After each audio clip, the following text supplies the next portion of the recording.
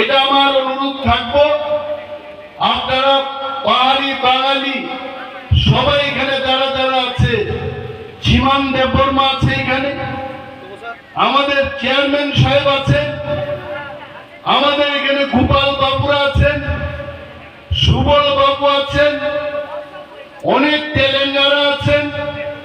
আপনারা সবাই মিলে গ্রেটার ত্রিপুরাল্যান্ডের জন্য ঝাঁপিয়ে পড়ুন।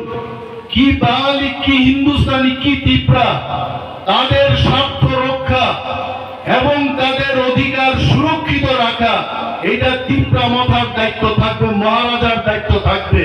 মহারাজার দেশে, মহারাজার রাজ্যে, মহারাজার গ্রেটার ত্রিপুরাল্যান্ডে কেউ লাঞ্ছিত বঞ্চিত হবে না।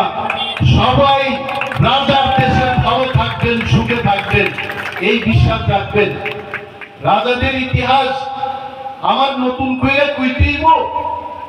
আমার ত্রিপুরার সমগ্র বাঙালি ভাইদের বোনেদের উদ্দেশ্যে আমি বলছি, এক সময় বাংলাদেশের নোয়াখালীতে হিন্দু মুসলমানের দাঙ্গা হয়েছিল। তখন আমাদের মহারাজা বীর বিক্রম কিশোর মানিক্য নোয়াখালীর জাতি দাঙ্গায় যারা বিধ্বস্ত কিন্তু বাঙালিদের পাশে উনি গিয়া দাঁড়ায় কইলেন, ওই আপনারা এখানে মুসলমানের দাওয়ের কূপে আর আপনাদের রক্ষা নাই, আপনারা আমার ত্রিপুরা রাজ্যে আসুন, এখানে থাকুন। মহারাজারা কিন্তু বাঙালিদের জায়গা করে দিয়েছে। এখানে ব্রাহ্মণদের এনেছেন মহারাজা। বাঙালি বিশিষ্ট কবি, পৃথিবীর বিশ্ববিখ্যাত কবি রবীন্দ্রনাথকে এনে এখানে কবিতা লিখিয়েছেন, নাটক লেখাইছেন। তাই সেই মহারাজের যিনি নাতি আমাদের বর্তমান মহারাজা প্রদ্যুৎ মানিক্য কিশোর দেববর্মার যে দলটা হচ্ছে ত্রিপুরামথা। ত্রিপুরামথা কোনো দাঙ্গা চায় না, পাহাড়ি বাঙালির মধ্যে কোনো বিচ্ছেদ চায় না, কিন্তু একটাই কথা, ত্রিপুরা রাজ্যে ত্রিপুরাদের অধিকার থাকা উচিত।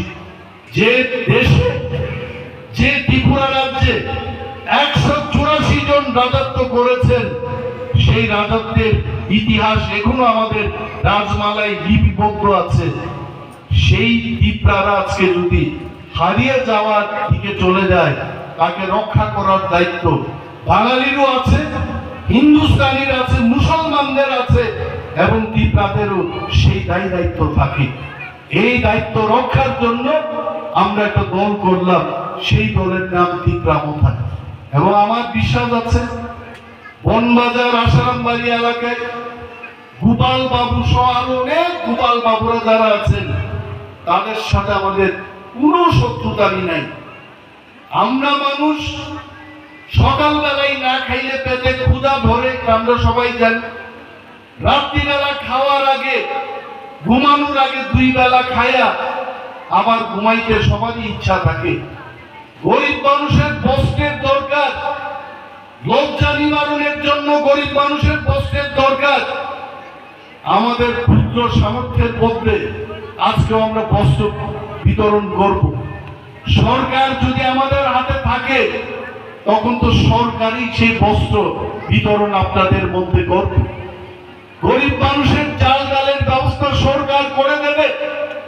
আমি একা অনিবার চাপব না, এটা আমার দায়িত্ব না, এটা সরকারের দায়িত্ব।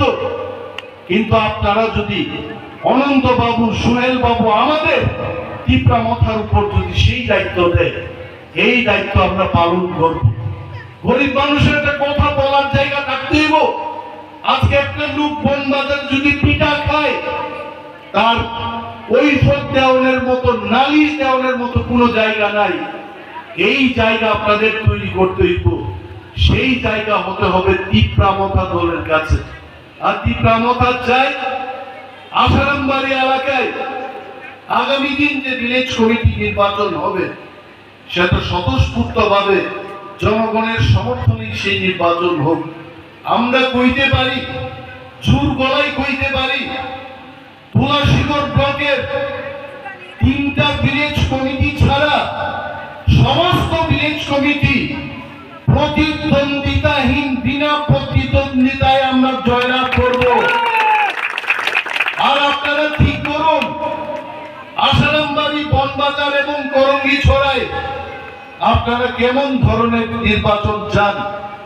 যারা 10,303 জনের চাকরি খাইছে তাদের ভোট দেবেন? যারা বলেছে মিস কল দিলেই চাকরি পাইব, দেন না আজকে ওদের মিস কল দিলে চাকরি পান কিনা? আমি শুনছি মিস কলের যে ফোন নাম্বারটার মধ্যে এইটার ইনকামিং কলই বন্ধ হয়ে গেছে। মিস কল তো দূরের কথা, আমি একজনকে পাঠাইছিলাম যদি ইনকামিং কল বন্ধ হয় তাহলে রিচার্জ করো, 500 টাকা নুন ধরাই দিলাম। রিচার্জ করার পরে রিচার্জ ফি রয়েছে এই ফোন নাম্বার সহ। তখন যে কথা দিছিল মিস কল বাবা সুনীল দেওদর্জি, ত্রিপুরার মধ্যে আর নাই। এই পার্টিকে আপনারা ভোট দেবেন? কইছিল ঘরে ঘরে রোজগারের ব্যবস্থা করে দেব, প্রতিটি ঘরে ঘরে বেকারদের দ্বারা স্মার্টফোন দিব বলে। স্মার্টফোন তো দূরের কথা, কিপ্যাড ওয়ালা ফোনও তারা দেয় নাই। এই পার্টিকে আপনারা ভোট দেবেন? যারা আমাদের কথা দিছিল যে ত্রিপুরা রাজ্যটারে বলে হীরার যুগ বানাই দিব, হীরা তো দূরের কথা, সোনাও সে সোনার রূপা বিক্রি করে লিখে মানুষ, পেটে ভাত নাই। তারা কয় কয় হীরার যুগ তৈরি করে দিমু। 1 ঘন্টা 3 ঘন্টা কোন কোন গ্রামে লোডশেডিং হইলে 7 দিন ইলেকট্রিসিটির দেখা নাই, পানীয় জলের ব্যবস্থা নাই, মানুষের কাছে রোজগার নাই। তারপরেও তারা বলে আমরা ত্রিপুরাকে উন্নয়ন করছি। কোথায় উন্নয়ন? আপনারা তো আর বোকা না। আমার যেমন চোখ আছে আপনাদেরও আছে। আপনারা দেখুন ত্রিপুরার যে তারা কি করছে, তো কেউ কোথায় থাকতে দিচ্ছে না। বাইক বাহিনী তৈরি হয়েছে, এমএলএ সুবিধা রক্ষা নাই। সাধারণ মানুষের কথা বাদ দিন, সুদীপ বর্মনের মতো এমএলএ তারেও কিন্তু রাস্তার মধ্যে দইরা ফিটা লাগাইছে এই বাইক বাহিনী। এদের যদি মোকাবেলা করতে হয়, একটাই পার্টি মোকাবেলা করতে পারবো, যার নাম ত্রিপুরা। আপনারা ত্রিপুরায় বিশ্বাস রাখুন। ত্রিপুরা রাজ্যে যারা আমাদের এই বক্তব্য শুনছেন, যারা বাইক বাহিনীর বিরোধিতা করছেন, যারা ত্রিপুরায় গণতন্ত্রকে উদ্ধার করতে চান, আপনারা এই পথে ওই পথে না গিয়া একটাই পথে যাইবেন, যে পথের নাম হচ্ছে মহারাজা প্রদ্যুৎ বিক্রম মানিকের যে পথ, সেই পথটা হচ্ছে ত্রিপুরা পার্টি। এই পার্টির জান্নাত জানেন। আমি ধন্যবাদ জানাই এখানে কয়েকজন মহিলা। আমি যখন বক্তৃতা করি কয়ে দাদা আমরা বুঝতে আছি আপনার কথা। আমি ভাবছিলাম আপনারা বুঝে আমার কথা বুঝেন না, ওটা আমরা বুঝতে আছি সব কথা। তো বনবাজারের মানুষ যদি বুঝা থাকে, আগরতলার মানুষ বুঝতো না? বনবাজারের মানুষ যদি বুঝা থাকে, খোয়াই শহরের লোক বুঝতো না? সবাই বুঝা লাগছে। কি বুঝা জানেননি? কয় আকাশে বাতাসে কইতাছে বিজেপি যাইতাছে, বিজেপি আটাত্তর। একটাই দল আইব, যে দলের নাম মা বোনেরা কইতাছে ত্রিপুরা আইতাছে। ত্রিপুরা কিন্তু ছাড়তো না। আপনারা নির্ভয়ে, ভয়বিহীন, ভয় পাইন না, নির্ভয়ে আপনারা ত্রিপুরায় কাজ করুন। আমরা আপনাদের পাশে আছি। কে আপনাদের উপর আক্রমণ করবে আমরা দেখব। যদি বনবাজার এলাকার কোন ত্রিপুরার সমর্থকের বাড়ি আক্রান্ত হয়, পরের দিন সেখানে 1000 লোক জমায়েত হবে, আমরা ছাড়বো না। অপরাধীদের আমরা শাস্তি দিয়েই ছাড়বো, আমরা রক্ষা করব না। গণতন্ত্র যারা চায় আপনি করুন, আপনার পার্টি। বিজেপি পার্টি আপনি খুবসে করুন, সিপিএম পার্টি করুন। আমার একটা স্বপ্ন ছিল যে বনবাজার এলাকায় এসে বক্তব্য করব। 20 বছর বাদে, 20 বছর বাদে আজকে বনবাজার এলাকায় এই বক্তব্য রাখার সুযোগ পেয়েছি। তার জন্য এই এলাকার আমাদের সমস্ত ত্রিপুরা ওয়ারিয়ার্সদের আমি ধন্যবাদ জানাচ্ছি। আপনারা জানেন তিপ্রামথা একটা আন্দোলনের দল।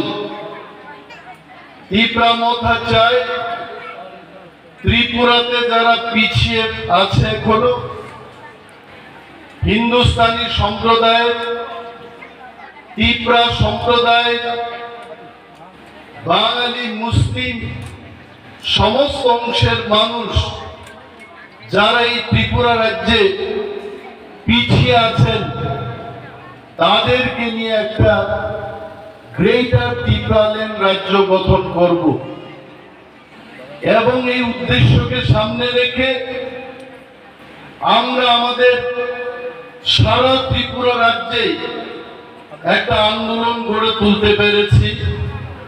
সেই আন্দোলন কোনো জাতি গোষ্ঠীর বিরুদ্ধে নয়, কোনো সম্প্রদায়ের বিরুদ্ধে নয়, কোনো ধর্মের বিরুদ্ধে নয়, সেটা শুধুমাত্র এই রাজ্যের পিছিয়ে পড়া প্রতিটি মানুষের স্বার্থ অধিকার রক্ষায় গ্রেটার ত্রিপুরাল্যান্ড গঠন করা, এটাই আমাদের স্বপ্ন। আমরা জানি এই এলাকায় বিজেপিদের বিভিন্ন নেতৃবৃন্দ এসে বলবেন যে যদি তিপ্রামথা ক্ষমতায় আইয়ে বাঙালিরা থাকতে পারবে না। এই কথা মানুষের মধ্যে বিভ্রান্ত সৃষ্টি করা ছাড়া কিছুই না। তিপ্রামথা 16 মাস ধরে এডিসিতে ক্ষমতায় আসে, কোন বাঙালির উপর তিপ্রামথার কোন আক্রমণ হয়েছে কিনা আপনারা বলুন। তিপ্রামথা চায় ত্রিপুরা রাজ্যের পাহাড়ি বাঙালি সমস্ত অংশের মানুষ সম্প্রীতি নিয়ে বসবাস করুক, কিন্তু ত্রিপুরা রাজ্যে পিছিয়ে পড়া তিপ্রা সহ সমস্ত অংশের মানুষের জন্য গ্রেটার ত্রিপুরাল্যান্ড আমরা গঠন করব। এটা আমাদের আন্দোলন। ভারতবর্ষ একটা গণতান্ত্রিক দেশ। এই দেশের মধ্যে যে কোনো লোক, যে কোনো সম্প্রদায় তার নিজের দাবি উত্থাপন করতে পারে। এখানে যদি হিন্দুস্তানি অংশের মানুষ যদি বলে যে আমাদের স্পেশাল ক্ষমতার দরকার, বনবাজার এলাকার মানুষের জন্য রাস্তাঘাটের দরকার, পানীয় জলের দরকার, ব্যবসায়ীদের জন্য মার্কেট শেডের দরকার, এই দাবি করা অন্যায় না। আমরা আজকে প্রশ্ন করব, 35 বছর সিপিএম এর শাসন ছিল, বনবাজার কেন উন্নত হয় নাই? 4.5 বছর বিজেপির শাসন, কেন আজকে বনবাজারের এই চেহারা হবে? কিন্তু তিপ্রামথার পক্ষ থেকে আমিও নিমেষ দেববর্মা বলছি, আপনারা তিপ্রামথাকে সমর্থন করুন। এই বাজারে মার্কেট শেড এবং মার্কেট স্টল আমরা এই পিসি ইলেকশনের পরেই তৈরি করে দেখাবো। বছর বছর দরকার নেই, এত বছর অপেক্ষার কোনো দরকার নাই। আগামী 2-3 মাসের মধ্যে আমরা এই বনবাজার এলাকার মানুষকে দেখাবো তিপ্রামথা বনবাজার এলাকার মানুষের সঙ্গে থাকবে কিনা। বনবাজার এলাকার মানুষ, আপনাদের জন্য কোনো যদি প্রবলেম মনে হয়, কোনো সমস্যা যদি আপনাদের থাকে, আমাদের সাথে আপনারা যোগাযোগ করুন। আমরা আপনাদের বিশেষ কিছু এক্ষুনি দিতে পারবো না, কারণ আমাদের বড় ক্ষমতার দরকার। রাজ্যের ক্ষমতা আমাদের কাছে আমরা আনতে হবে। ওই ক্ষমতা যদি আমাদের কাছে থাকে, বনবাজার এলাকার গরিব মানুষের জন্য ঘর, পানীয় জল, সরকারি চাকরি সমস্ত সুযোগ সুবিধা আমরা দিতে পারবো। এবং সেটা যদি করতে হয়, বনবাজার ভিলেজ কমিটির যে নির্বাচন, এই নির্বাচন কিন্তু আমাদের কাছে খুব গুরুত্বপূর্ণ। কেন? কালকে তিপ্রামথা আমরা তো জানি, আমরা অলরেডি বিশ্লেষণ করাইলাম, পরীক্ষা করাইলাম, আমরা অ্যানালাইসিস করে আমরা বুঝি যে আগামী বিধানসভা নির্বাচনে একা তীব্রামথা 35টা সিট দখল করে আমরা ক্ষমতা দখল করব। আর যদি রাজ্যে আমাদের ক্ষমতা হয়, বনবাজার এলাকায় বনবাজার বিসি এটা যদি আরেকটা দলের হয়, তখন কিন্তু আপনারা তীব্রামথা করার পরেও সরকারের সুযোগ নাও পাইতে পারেন। কেন? এটা তো আপনারা বুঝেন। রাজ্যের সরকার থাকবো তীব্রামথার, আর বনবাজারে ভিলেজ কমিটি থাকবো নির্দলের কোন একটা বা বিজেপি ভিলেজ কমিটি যদি থাকে, তীব্রামথার সমর্থকদের সেই সুযোগ সুবিধা দেবে না। আর এই কথা আপনারা জানেন, আগামী বিধানসভা নির্বাচনে একা বিজেপির ক্ষমতা আসছে না, তীব্রামথা ছাড়া ত্রিপুরার যে কোনো সরকার হইত না। সুতরাং তীব্রামথা সরকারের সমস্ত সুযোগ সুবিধা পাইতে গেলে আপনারা আগামী ভিলেজ কমিটি নির্বাচনে বনবাজার বিসিতে তীব্রামথার ভিলেজ কমিটি গঠন করতে হবে, তবে গরিব মানুষ আপনারা সুযোগ পাইবেন। আমি আপনাদের জানি না বুঝাইতাম পারছি কিনা, কিন্তু এই কথা আপনারা বুঝে নেন। গরিব মানুষের কি দরকার? গরিব মানুষের 2 বেলা খাওয়ার কাজের দরকার। রেগার কাজ দিত আগে, বিজেপির সরকার আসার পরে এখন দেখি মহিলারা দাঁড় করে খালি ফটো তুলে, দিনে 3 বার ফটো তুলে মহিলারা কাঁধে কুইরা মাটি কাটতে কাটতে মহিলার দাঁত শেষ। দিল্লি থেকে বলে রিপোর্ট চাই। আমরা আপনাদের মহিলাদের কথা দিচ্ছি, আমরা তীব্রামথা যদি ক্ষমতায় আসি, এই ধরনের ফটো তুলে আমরা বন্ধ করে দেবো। এইভাবে ফটো তুলে আমরা কাজ করবো না। এই রাজ্য গরিবের রাজ্য, বনবাজার গরিবের বাজার। এইখানে গরিব মানুষ এইভাবে ফটো তুলে শোষণ করতে আমরা দেব না।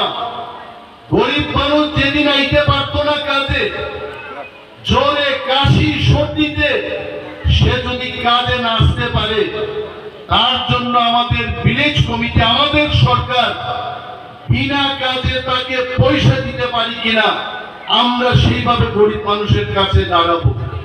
এদের মতো মুখে খালি কইব সরকার সাথ সরকার বিকাশ। কোন বিকাশ সরকার? বনবাজারের কোন বিকাশ সরকারের উন্নতি হচ্ছে? কার কি উন্নতি হচ্ছে? এদিকে রাস্তা, যে রাস্তা দিয়ে আমরা এলাম, অটো দিয়া যাওয়া যেত না, ছোট গাড়ি দিয়া যাওয়া যেত না। আজকে তীব্রামথার পক্ষে অনন্ত বাবু, সোহেল বাবুরা আছেন, আমি অনিমেষ দেববর্মা তীব্রামথার পক্ষে বলছি। যদি রাজ্য সরকার আমাদের কাছে থাকে, সরকার গঠনের 1 বছরের মধ্যে আমরা দেখাবো বনবাজার থেকে পাছাই বাড়ির রাস্তা কিভাবে তৈরি করতে হবে। এটা হবে আমাদের সরকার। আপনারা তো আনছেন না, আগে আপনারা বক্তৃতা করতে আনছেন না। আগে যদি আনতেন, আজকে বনবাজার এই অবস্থায় থাকতো না। বনবাজারের উন্নতি হইব, আরো বেশি করে উন্নতি হইব। কেউ কাউকে ভয় দেখিয়ে আক্রমণ করার চেষ্টা করবেন না। যদি গণতন্ত্রকে ধ্বংস করে আক্রমণ করতে চান, তার প্রতিরোধ করে তুলবে তীব্রামথা পার্টি। আমরা পিছিয়ে থাকবো না, আমরা এদের বিরুদ্ধে লড়াই করব।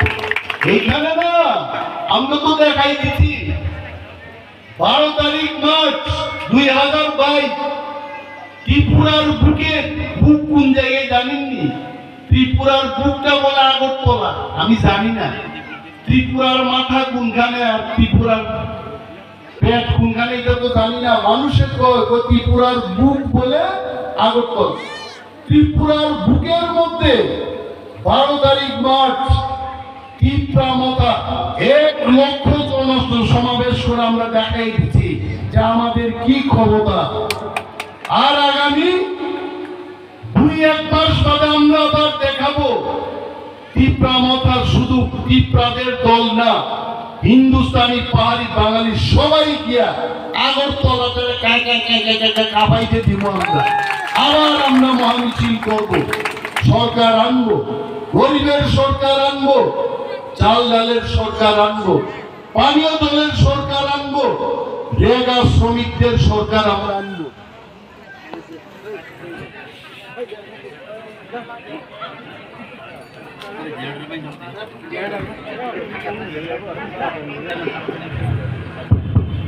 বিজেপির মনে হয় ভালো লাগে না, এরা লাইনটা কাইতে দিল।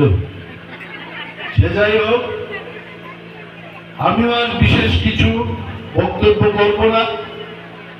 আপনারা অনেকে অনেকক্ষণ ধরে এখানে বক্তব্য শুনছেন। এইটুকু আপনাদের কথা দেই যে আজকে শুরু করলাম আইতে, আরো তো কতবার আইব, কতবার দেখা করবো জনগণের লগে। আজকে তো খিচুড়ি রান্নাও হচ্ছে না, সেই ব্যবস্থাও নাই।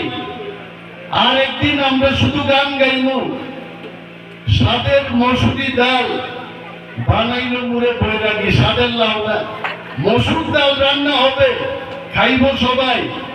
আমরা এই বনবাজারে আগামী ডিসি ইলেকশনের যে ক্যাম্পেইনটা হবে, এইখানে অনন্ত বাবু আছেন, অনন্ত বাবুরে কইব আপনি পয়রাগি হয়ে দিবেন, সবাই পাহাড়ি বাঙালি নাইন্দা আমরা বনবাজার দখল করব, টিপ্রামথার ব্রিজ করিতে আমরা দখল করব।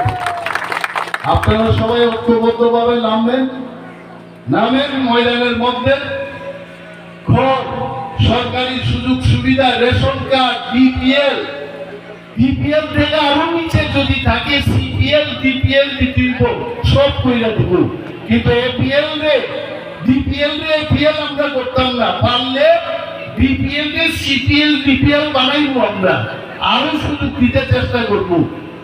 এই টিপ্রামথার আপনারা সমর্থন করবেন, একসঙ্গে কাজ করবেন, ভয় পাইন না, আমরা আছি, অনন্ত বাবু আছেন, অবজারভার আমাদের ইএম সোহেল বাবু আছেন, আমাদের ব্লক প্রেসিডেন্ট আছেন, যুব প্রেসিডেন্ট আছেন, জোনালের ভাইস চেয়ারম্যান, চেয়ারম্যানরা আছেন। আমরা ঐক্যবদ্ধভাবে আপনাদের পাশে দাঁড়াবো। এই কয়েকটি কথা বলে সবাইকে ধন্যবাদ জানিয়ে আগামী অরণ্য থাকছে নাই, যত বেলায় বেলায় হাম্বাই টিপ্রামথায় লক্ষ্য, ভূভাগ্রায় লক্ষ্য।